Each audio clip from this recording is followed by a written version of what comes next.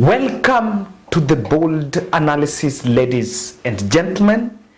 Thank you very much for your continued support. Team Switzerland, I hope I've pronounced it well. Team US, Team South Africa, Team Kenya, Team Nairobi. Asanteni sana. I do this every day because of you.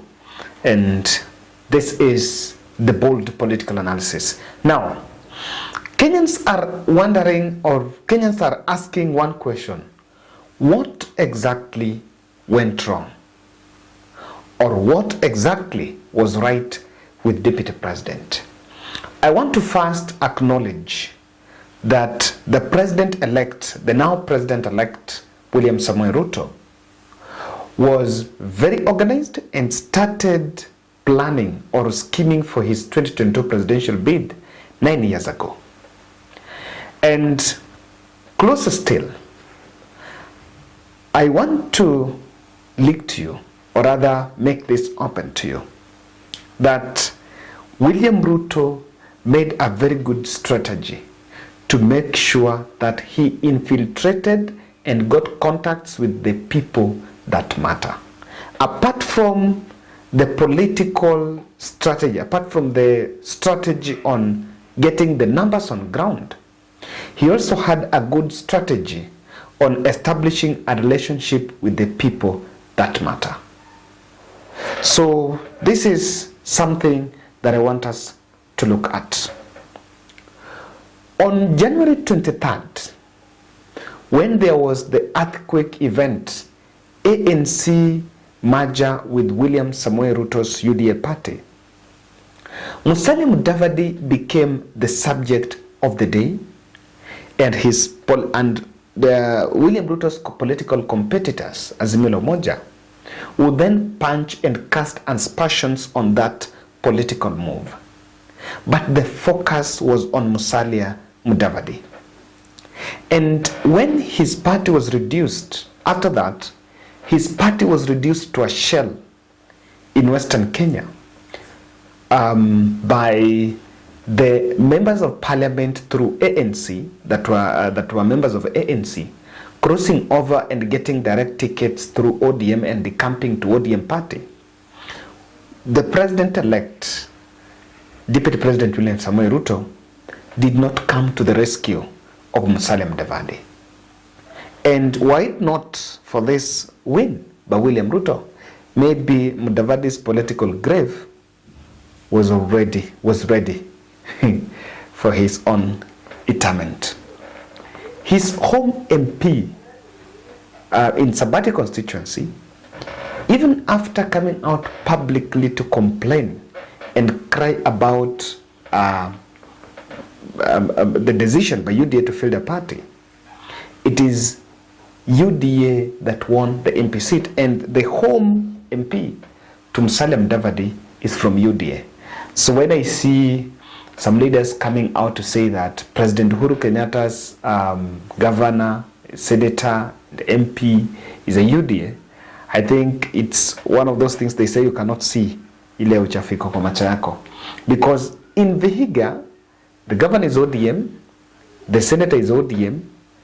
I am not sure about the women rep. I think the women rep might be ANC. Musalia Mudavadi's MP is UDA. And someone should confirm for us the MCA. Now, in the home stretch of campaigns, the son of Mudambo was pushed to the periphery, while Moses Masika Wetangula enjoyed the ride with William Samoei Ruto.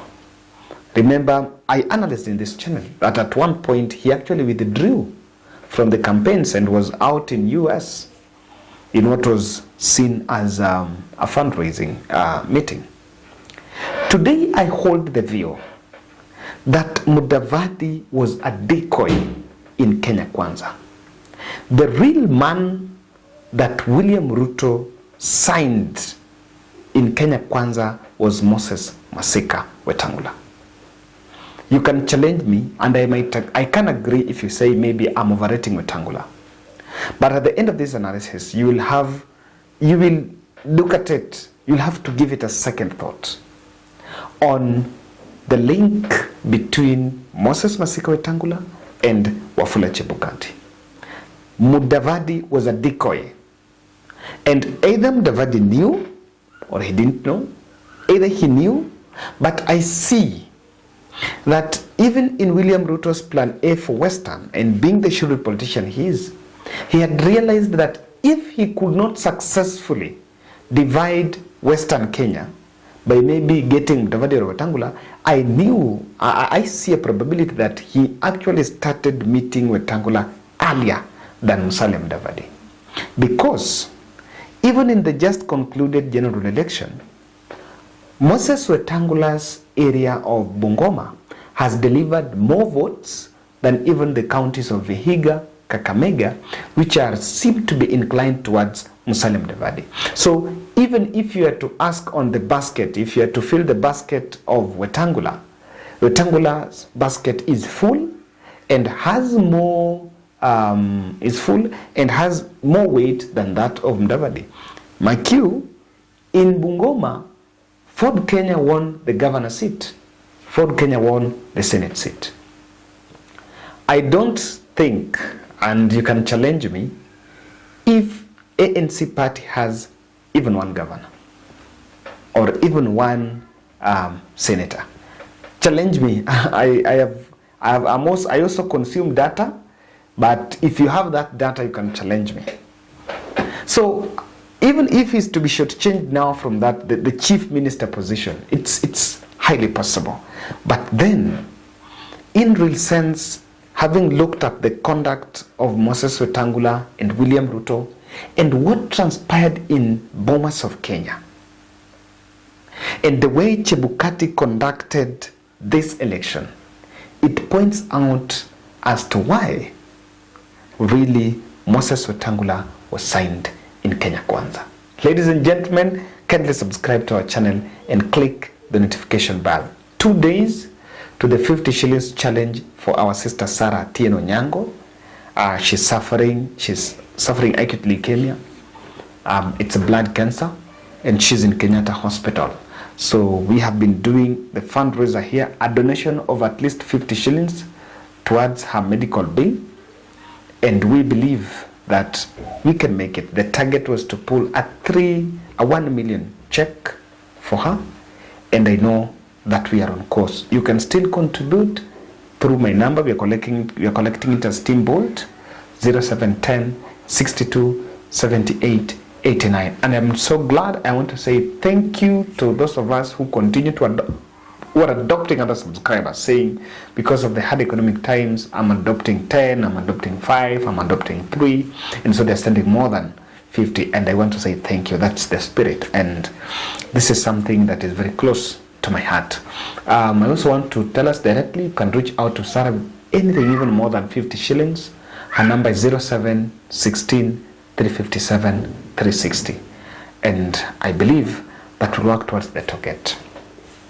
Let me just put these 3 observations, bring these 3 observations to your attention. While Musalia Mudavadi tried to negotiate with UDA in Vihiga and Kakamega, Moses Masika Wetangula had a solo ride in Bungoma and Trans Nzoia. And I wanted to look at it critically. For example, in Kakamega, Mudavadi had to negotiate whether to present a governor candidate or a senator candidate. So at the end of the day, they had to swap so that the current senator, Malala, had to go for governor, is the ANC candidate, then Bwana Khalwale goes for senator. In Vihiga, they negotiated with Deputy President William Ruto, and I don't think William Ruto did not field a governor candidate there, but he was in a position then to get his joy there and his right there. And remember, last minute push where we understand that Johnson Sakaja crossed over from ANC to UDA after William Ruto had realized that Sakaja was standing a chance of winning it. They engineered They engineered a move so that Sakaja will vie through the UDA. So all of it, you could see that Mudavadi was disenfranchised. But Moses Wetangula had a solo ride. What do you think will stop Deputy President to convince the Senate Speaker, Kenneth Lusaka, not to vie through Ford Kenya, but to go through UDA? Just what do you think would convince? If he was to be given a chance to choose between UDA and Ford Kenya, of course William Ruto would have influenced. But because the contact between William Ruto and Wetangula was deep, Wetangula got his way. Even in Trans Nzoia, Chris Wamalwa, who faced off with Natembeya won, and Chris Wamalwa was the Ford Kenya candidate, the solo candidate. So you can see the kind of soft spot and the treatment that Moses Wetangula received. Now, I want to say this one. During the ballot printing tender, there was a suspicious contact between Moses Wetangula and Wetangula-Chebukati. And remember that was brought forth by Junet Mohammed and Raila Odinga in the campaign trail. And what caught my attention was the defense of Chebukati. Was actually Chebukati said that they are being targeted and they are being profiled because they are Bukusus. So I was like, okay, this was not something that you had to take the tribal angle to protect yourself. So you could see that already things did not work well.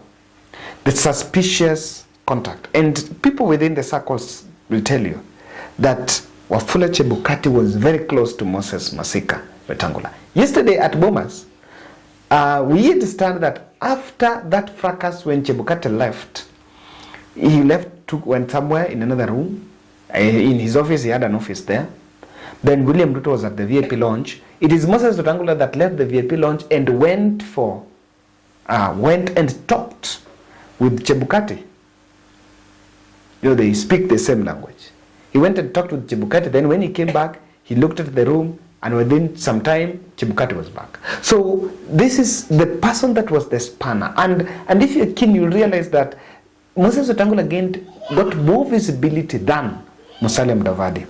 And even after agreeing on the power sharing deal at Kenya Kwanza, where Moses Wetangula was to take the position of National Assembly, if they could give, I think, the 70%, I don't know if that was 70 or 90, someone should help us fact check whether they're in a position to give that 70, even though I know very well in Kakamega, Busia, and Vihiga, it did not achieve. If they achieved 70% in Bungoma, you can also tell us. We will, by the way, we'll try to analyze that.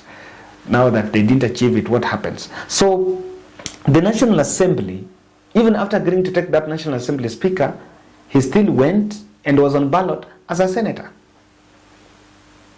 That tells you that even the power sharing part where he was being given that position was just a decoy to kufunika, so that someone would not question his role there. He was given the role of the Speaker of National Assembly if they form government. And of course, if you look at it, if you've been promised, and this is a seasoned politician, what do you think he had? Why do you think he had to go back and buy? People, by that, we had seen it as just trying to be safe. But one thing you can see is Wetangula had a very secret pact with William Ruto. And Wetangula-Chebukati could be in the mix because they were so close. I will say that maybe Ruto would have relegated Wetangula if there was nothing deep between him and Wetangula. Guys, that's my analysis, and I want to believe that if there was a contact, because Chebukati is the man of the moment here, if there is a deal that Chebukati did with Moses Wetangula, then that is what might have denied Raila Odinga the victory. Looking at what happened, the conduct of Wetangula-Chebukati tells you, and people, I was talking this evening, some gentleman was asking me, Bana, Raila lifanyia Chebukati nini bana? It looks like, I think between Raila and Chebukati, then it looks like personal difference, just doing this to punish. And of course, that is my bold analysis on this. I want to read your comments on challenging this position that I made in this analysis.